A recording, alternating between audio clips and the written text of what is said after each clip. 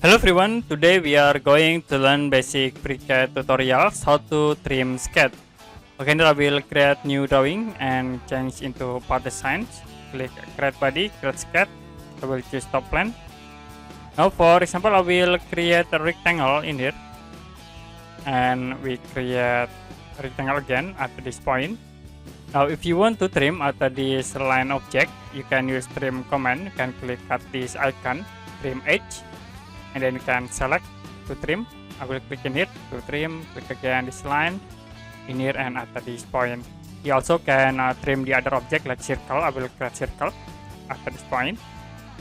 Now you can click at this icon, trim edge, to trim this circle and also this line object.